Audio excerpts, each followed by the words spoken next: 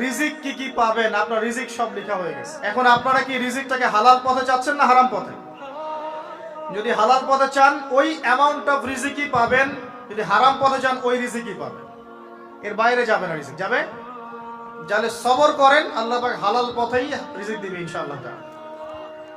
রিজিক বৃদ্ধির জন্য কিছু আমল আছে, তার মধ্যে শ্রেষ্ঠ আমল হচ্ছে নামাজ, এর সাথে চাশতের নামাজ পড়া। চাশত মানে সালাতুদ দুহা, এর আগে ইশরাকের নামাজ আছে। রিজিক বৃদ্ধির জন্য আত্মীয়তার সম্পর্ক বজায় রাখতে হয়, আত্মীয়তার সম্পর্ক বজায় রাখলে রিজিক প্রশস্ত হবে। বেশি বেশি যে আল্লাহর জিকির করে এবং কোরআন তেলাওয়াত করে তার রিজিক বাড়ে আলহামদুলিল্লাহ, এবং যে আল্লাহর রাস্তায় খরচ করে তার রিজিক বাড়ে। এই রিজিক বাড়ার কিছু পলিসি আছে। সবচেয়ে শ্রেষ্ঠটা হচ্ছে নামাজ, আল্লাহর জিকির তেলাওয়াত, এরপর আমলের মধ্যে আত্মীয়তার সম্পর্ক বজায় রাখা। নবীজি বলছেন কেউ যদি চায় যে তার রিজিকটা লম্বা হোক, হায়াতটা লম্বা হোক, সে যেন আত্মীয়তার সম্পর্ক বজায় রাখে। আত্মীয়তার সম্পর্ক এখন আস্তে আস্তে নষ্ট হয়ে যাচ্ছে না? খেয়াল করে দেখেন, আত্মীয়তার সম্পর্ক আপনি বজায় রাখবেন। মনে রাখবেন, আমি বারবার একটা কথা বলেছি আপনাদের ওয়াজ মাহফিলে, যে পৃথিবীতে যে কাজই করবেন আল্লাহর সন্তুষ্টির জন্য করবেন। আত্মীয়তার সম্পর্ক বজায় রাখবেন আল্লাহর সন্তুষ্টির জন্য, তাদের কাছে কিছু পাওয়ার আশায় না। যখনই আপনি কারো কাছে কিছু পাওয়ার আশা করবেন আপনি কষ্ট পাবেন। যখনই কারো কাছে কিছু পাওয়ার আশা করবেন আপনি কষ্ট পাবেন। কারো কাছে এত বেশি পাওয়ার আশা করবেন না। কার কাছে পাওয়ার আশা করবেন? আল্লাহর কাছে, যে আমি এই কাজটা করছি আল্লাহ আমাকে পুরস্কার দিবে ইনশাআল্লাহ।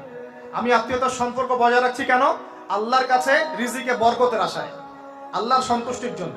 মনে রাখবেন প্রিয় ভাইয়েরা, আমল কবুল হওয়ার শর্ত মোটামুটি তিনটা। কয়টা? এক নাম্বার, আমলগুলো হতে হবে আল্লাহর সন্তুষ্টির জন্য, এক। দুই নাম্বার, আমলটা হতে হবে রাসূলুল্লাহ সাল্লাল্লাহু আলাইহি ওয়াসাল্লামের পদ্ধতিতে, অন্য কারো পদ্ধতিতে নয়। তিন নাম্বার, আমলটা করার জন্য আপনার রিজিকটা হতে হবে হালাল।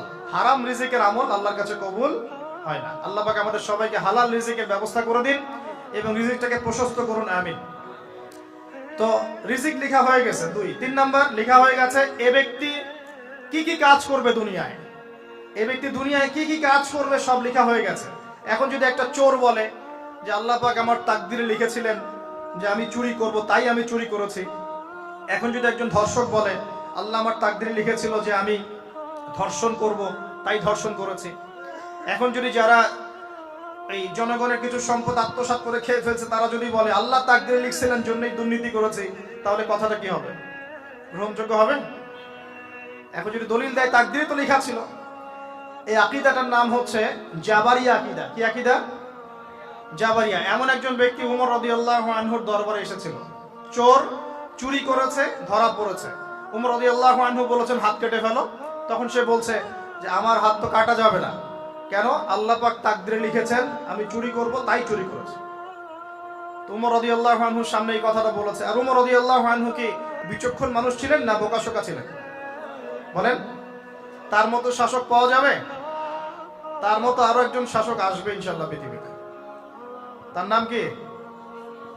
নবী ঈসা আলাইহিস সালাম ইনশাআল্লাহ তাআলা। এবং তার আগে আরো একজন ইমাম আসবেন। তার নাম কি? তার নাম হচ্ছে মুহাম্মদ। কি নাম? তার নাম মুহাম্মদ, তার উপাধি হচ্ছে মাহদি। কখন আসবেন? যখন পৃথিবীতে যুদ্ধ বিগ্রহ ছড়িয়ে পড়বে, ব্যাপক আকারে মালহামা চলবে, তখন আসবেন। কাদের পক্ষে আসবেন? মুসলিমদের পক্ষে। কি উদ্দেশ্যে আসবেন? সারা বিশ্বে জুলুম তুলে ফেলার জন্য। এবং আরেকটা কি উদ্দেশ্য? ওই জেরুজালেম উদ্ধার করার জন্য। কোন জেরুজালেম? যেটা এখন ইহুদিরা দখল করে আছে। চারপাশে আরবরা, মাঝখানে ও কেমন করে দখল করে আছে? আরবদেরকে হাতের মুঠোয় নিয়ে নিয়েছে। এই কারণে মুনাফিকদের উপর টিকে আছে সে, এবং তার পশ্চিমা মিত্রদের উপর টিকে আছে। ঈসা আলাইহিস সালাম কেন আসবেন? এই জায়গাটা পুনরুদ্ধার করার জন্য। ঈসা আলাইহিস সালাম কি পরাজিত হবেন না বিজয়ী হবেন? কত বছর বিশ্ব শাসন করবেন? 40 বছর। এগুলো হবে বিশ্বে, এগুলো হওয়া এখনো বাকি আছে। আরো কি হবে?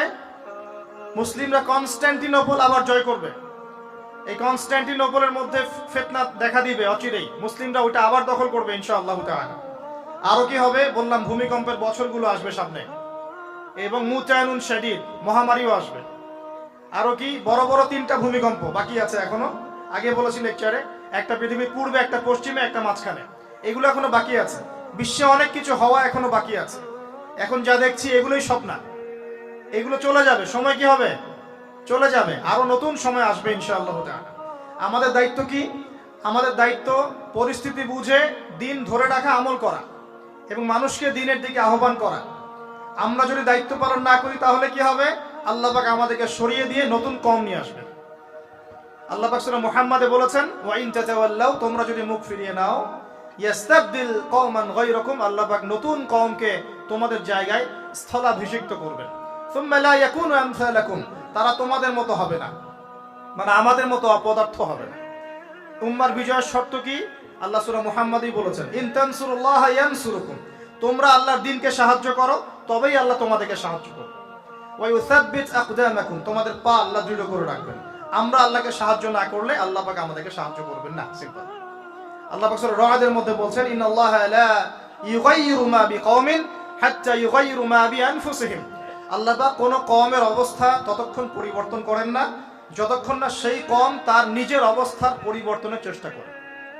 তাহলে আমাদের পরিবর্তন কেন হচ্ছে না? কারণ আমরা নামাজ ছেড়ে দিয়েছি।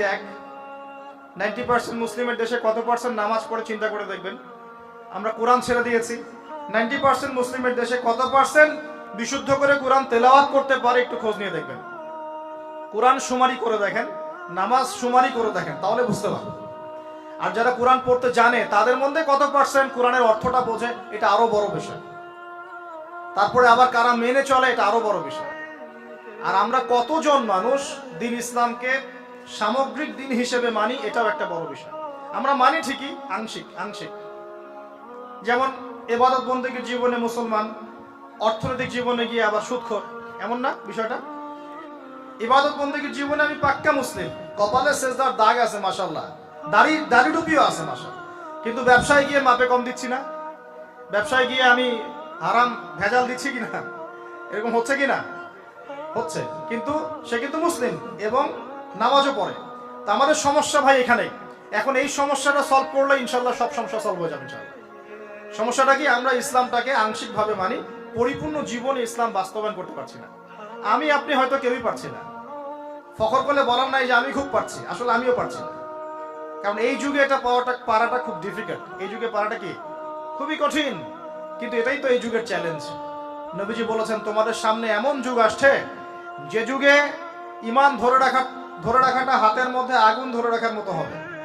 তবে সুসংবাদ ওই যুগে তাদের জন্য যারা আমার সুন্নতকে আবার জীবিত করতে পারবে।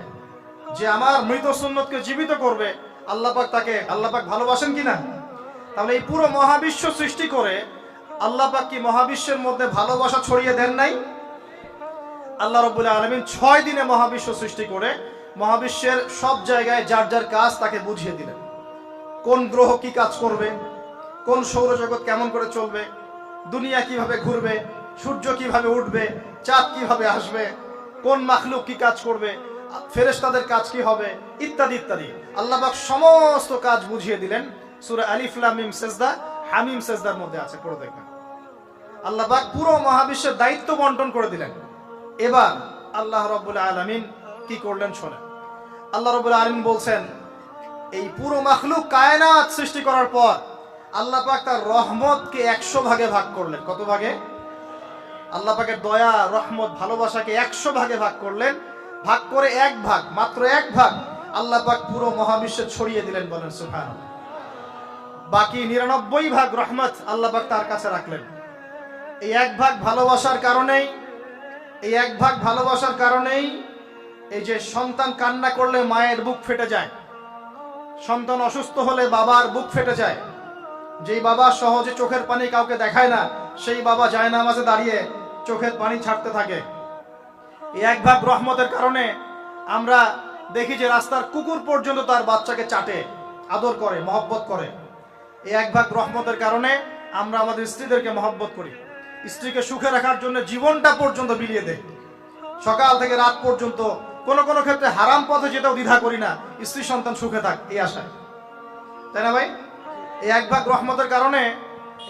রহমতের কারণে গাভী দেখবেন, গাভী তার বাচ্চাকে প্রসবের পর চাটে, গাটা চেটে পরিষ্কার করে দেয়।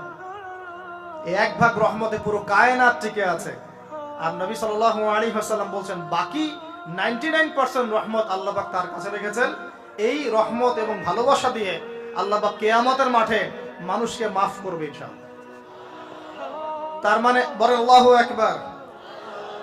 তার মানে আমরা আশা করতে পারি ইনশাআল্লাহ তাআলা আমরা আল্লাহর জান্নাত পাবো ইনশাআল্লাহ। পাবো কি না? শুধু একটা কাজ যদি উম্মত করতে পারে জান্নাত পাবে। বলে দিব কোনটা? অনেক কাজই আছে কিন্তু স্পেশাল একটা কাজ, একটা। আল্লাহ রাব্বুল আলামিন মেরাজের রাতে তার নবীকে উঠিয়ে নিয়েছিলেন, উঠিয়ে নিয়ে কাছে নিয়ে আসছেন, একদম কাছে, আর যে আরশের কাছাকাছি। নবী সাল্লাল্লাহু আলাইহি ওয়াসাল্লাম বলছেন ওই সময় তার উপর 3টা স্পেশাল ওহী করা হয়েছে। কয়টা? 3টা। একটা হচ্ছে 50 ওয়াক্ত নামাজ। কত ওয়াক্ত? এটা কমতে কমতে কমতে কত ওয়াক্ত হয়েছে? 5। 5কেও কমানোর জন্য কোন নবী বলছিলেন? মুসা আলাইহিস সালাম বলছেন 5ও পারবে না, কমাই নিয়ে আসেন। 5ও যে পারবে না, মুসা আলাইহিস সালাম কেমন করে জানলেন? তার উম্মত 2 ওয়াক্ত নামাজ পড়ে। কয় ওয়াক্ত নামাজ ফরজ ছিল? ওই 2 ওয়াক্ত তার আদায় করতে পারে নাই। এই অভিজ্ঞতা থেকে তিনি বলেছেন যে আপনার উম্মত 5 ওয়াক্ত পারবে না। সত্যি না মিথ্যা কথাটা? আসলেই কি উম্মত 5 ওয়াক্ত নামাজ পড়তে পারছে? আচ্ছা, যাই হোক, আল্লাহ পাক আমাদেরকে পড়ার তৌফিক দান করুন। দ্বিতীয় ওহী হচ্ছে সূরা বাকারার শেষের 3টা আয়াত। কয় আয়াত? সূরা বাকারার শেষের 3 আয়াত ওহী করেছেন কে? আল্লাহ রাব্বুল আলামিন। কোন ব্যক্তি যদি রাতের বেলা সূরা বাকারার শেষের 3টা আয়াত পড়ে সারা রাত ইবাদত করে নেকি পাবে ইনশাআল্লাহ। আর 3 নাম্বারটা হচ্ছে স্পেশাল, সেটা হচ্ছে আল্লাহ পাক বলেছেন, হে মুহাম্মদ সাল্লাল্লাহু আলাইহি ওয়াসাল্লাম, বলেন সাল্লাল্লাহু আলাইহি ওয়াসাল্লাম, তোমার উম্মতের কোন ব্যক্তি যদি আসমান জমিনের সমান গুনাহ নিয়ে আমার সামনে দাঁড়ায়, আসমান জমিন সমান গুনাহ নিয়ে আমার সামনে দাঁড়ায়, কিন্তু আমার সাথে শিরকের পাপ নাই, আমার সাথে কোনো শিরকের পাপ করে নাই, ইনশাআল্লাহ আমি আল্লাহ তার সামনে আসমান জমিন সমান ক্ষমা নিয়ে হাজির হব ইনশাআল্লাহ। তার মানে আমরা যদি ইনশাআল্লাহ তাআলা শিরকের পাপ থেকে দূরে থাকতে পারি, ইনশাআল্লাহ আশা করা যায় আমরা আল্লাহর সন্তুষ্টি পাবো ইনশাআল্লাহ। এরপর আল্লাহ রাব্বুল আলামিন কি করলেন? আল্লাহ রাব্বুল আলামিন পুরো মহাবিশ্ব সৃষ্টি করে সব দায়িত্ব ভাগ করে দিলেন। ভাগ করে দেওয়ার পর আল্লাহ পাক জান্নাত জাহান্নাম সৃষ্টি করেছেন কিনা? আচ্ছা, জান্নাত এবং জাহান্নাম কার কার জন্য সৃষ্টি করেছেন বলেন? জিন আর মানুষ। আচ্ছা, এখন জান্নাতের চেয়ে কি শান্তির কোনো জায়গা আছে? আচ্ছা, এই জান্নাত কার জন্য সৃষ্টি করেছেন? জিন আর মানুষ। আচ্ছা, তাহলে আল্লাহ পাক মানব জাতিকে ভালোবাসেন কিনা? ভালোবাসেন কিনা? আপনি যখন কাউকে ভালোবাসবেন তাকে সবচেয়ে সুন্দর গিফট দিতে চাইবেন কিনা? তার জন্য সবচেয়ে ভালোটা কিনতে চাইবেন কিনা? আল্লাহ পাক জান্নাত তৈরি করেছেন কাদের জন্য? আমাদের জন্য। তার মানে আল্লাহ পাক আমাদেরকে ভালোবাসেন কিনা? অবশ্যই বাসেন। আল্লাহ রাব্বুল আলামিন জাহান্নামও তো সৃষ্টি করেছেন। এখন যদি বলি যে তাহলে আল্লাহ পাক কি আমাদেরকে ভালোবাসেন না, জাহান্নামে কিভাবে দিবেন? উত্তরটা কি হবে তাহলে? উত্তর হচ্ছে এই যে যদি আল্লাহ না করুক কোনো ব্যক্তি জাহান্নামে যায়, তাহলে বুঝতে হবে সেই ব্যক্তি জাহান্নামে যাওয়ার যোগ্য ছিল বলেই জাহান্নামে গিয়েছে। কথা কি বুঝতে পারছেন? আর যদি কোনো ব্যক্তি জান্নাতে যায়, তাহলে বুঝতে হবে সেই ব্যক্তির উপর আল্লাহ পাক দয়া করেছেন বলেই সে জান্নাতে গিয়েছে। মানুষ তার আমল দিয়ে জান্নাতে যেতে পারবে না। মানুষ তার আমল দিয়ে জান্নাতে যেতে পারবে না, আল্লাহর দয়া অনুগ্রহ দিয়ে জান্নাতে যাবে ইনশাআল্লাহ। আল্লাহ পাক আমাদের সবাইকে সেই দয়া অর্জন করার তৌফিক দান করুন। সামনে রহমত পাওয়ার একটা সুবর্ণ সুযোগ আসছে, সেটা হলো রমজান মাস। কি মাস? রমজান মাস। আমরা দোয়া করি আল্লাহ পাক আমাদের সবাইকে সুস্থতার সাথে রমজানের সবগুলো রোজা রাখার তৌফিক দান করুন। নবীজি বলেছেন এই মাসে যে ইবাদত করে তার গুনাহ মাফ করাতে পারলো না, তার জন্য ধ্বংস। বলি নাউজুবিল্লাহ। আমরা তো রমজান আসার আগে দুনিয়াবি প্ল্যান করছি, রমজানে কিভাবে ব্যবসায় উন্নতি করব, রমজানে কিভাবে বেশি লাভ করব। হ্যাঁ, তো রমজান মাস হচ্ছে ইবাদতের মৌসুম। আল্লাহ পাক আমাদের সবাইকে রমজান মাসে 5 ওয়াক্ত নামাজ পড়ার তৌফিক দান করুন, কোরআন তেলাওয়াত করার তৌফিক দান করুন, কোরআন বুঝে পড়ার তৌফিক দান করুন, তারাবির নামাজ জামাতে পড়ার তৌফিক দান করুন, এবং বেশি বেশি মানুষকে ইফতার করানোর তৌফিক দান করুন। যাদের যাকাত ফরজ হয়েছে যাকাত দিচ্ছেন না, আল্লাহর ওয়াস্তে রমজান মাসে যাকাত দিয়ে দিবেন ইনশাআল্লাহ। আর আমি কিন্তু আগেই বলেছি রমজান মাসে ভাই দ্রব্যমূল্যের দাম কিন্তু খুব চড়া ওঠানামা করবে। অতএব যাদের সামর্থ্য কম তাদের ঘরে ইফতার পৌঁছে দেওয়ার দায়িত্ব কার? আমাদের। যাদের সামর্থ্য আছে তারা, যারা সামর্থ্যবান নয় তাদের ঘরে ঘরে মাসের বাজার পৌঁছে দিবেন ইনশাআল্লাহ। আল্লাহ পাক তৌফিক এনায়েত করুন বলি আমি। এবার দেখেন আল্লাহ পাক সৃষ্টি করলেন আদম আলাইহিস সালামকে। কাকে? এর আগে আল্লাহ পাক জিন জাতি সৃষ্টি করেছেন, আমি ওইদিকে যাচ্ছি না, আমি মানুষের কথা বলছি। আদম আলাইহিস সালামকে আল্লাহ পাক কেমন করে সৃষ্টি করেছেন? আল্লাহ পাক সূরা সাদের মধ্যে বলেছেন যে খলাকতু বিয়াদাই, খলাকতু বিয়াদাই, আমি আদমকে আমার হাত দিয়ে সৃষ্টি করেছি। কি দিয়ে? হাত দিয়ে। এটা কি ভালোবাসার বহিঃপ্রকাশ নয়? আল্লাহ পাক কি আমাদেরকে ভালোবাসেন না? ভালোবাসেন। আচ্ছা, এই দুনিয়াতে যত কিছু আছে, এই দুনিয়ার আকাশ বাতাস নদী নালা পানি অক্সিজেন সবকিছু কার জন্য সৃষ্টি করা হয়েছে? গরু ছাগলদের জন্য, মানুষের জন্য? মূল দায়িত্ব কার? মূল অধিকার কার? মানুষের নয় কি? তাহলে এই পুরো বিষয়গুলোকে আল্লাহ পাকের ভালোবাসার বহিঃপ্রকাশ নয়?